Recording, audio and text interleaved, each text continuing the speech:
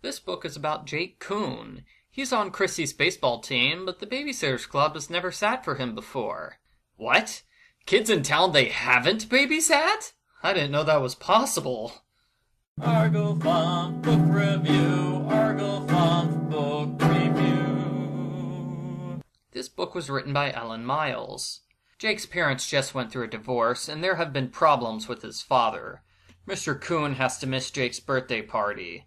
He offered to take Jake to Europe instead, but Mrs. Kuhn said no, so Jake is mad at both of his parents now. There's a Babysitters Club meeting where we introduce the totally out-of-place subplot of Mary Ann failing home ec. The teacher keeps giving her Fs because she can't make Jello. I have no idea why the teacher forces the class to cook Jello multiple times. Mary Ann complains that she gets nervous and forgets the recipe. Really, Mary Ann? It's Jello! The recipe is written on the side of the box. Stop being ridiculous. Kristy's baseball team plays against Bart's team.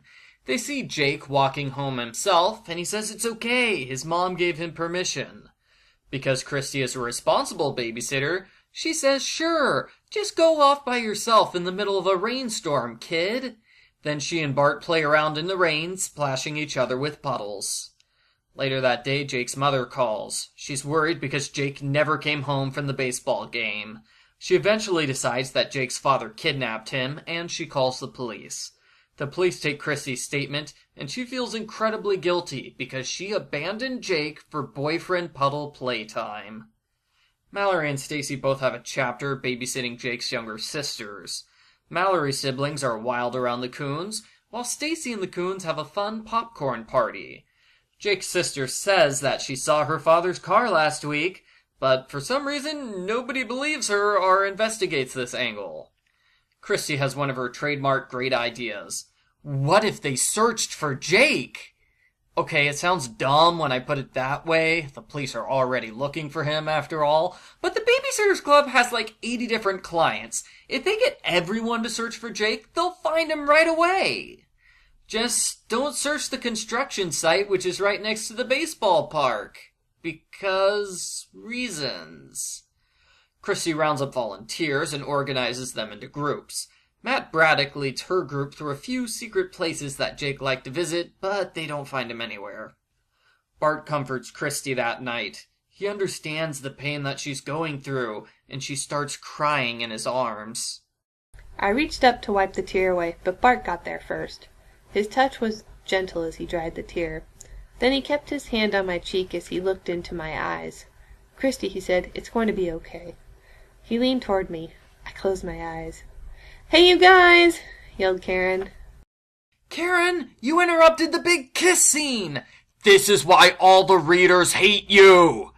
Except for the ones who bought thousands of copies of your books. I think you're still good with them. Not good with me, though! How did you interrupt the kiss?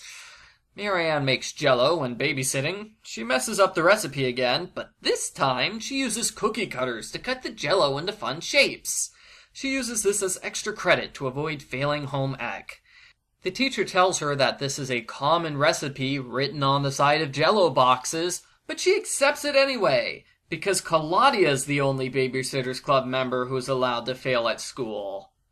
Kristy worries some more about Jake, and her family has a long discussion on stranger danger, for the benefit of any kids who might be reading this book. They search for Jake again, when Matt remembers that Jake likes to go to the construction site. They go there and hear Jake's faint whimpers. It turns out he fell in the dark and broke his leg, and he's been lying there ever since.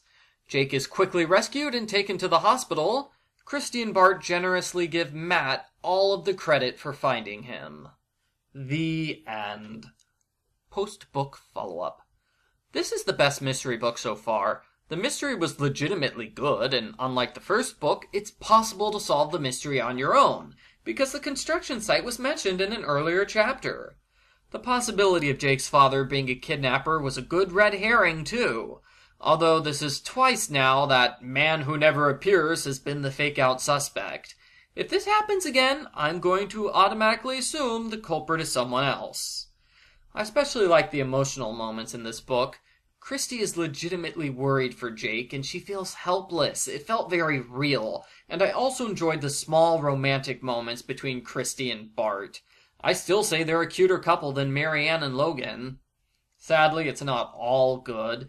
The final chapter is 8th grade awards night, which I've never heard of. The kids dress up and give each other awards, like best clothing and most likely to own a business. It works as a tension reliever, but like the Jello subplot, it's just kind of weird and way too out of place to work well. Overall, it is a good book. I would like to see the mystery series continue along the lines of this book. I'm taking off a point for the weird subplots, but that's it.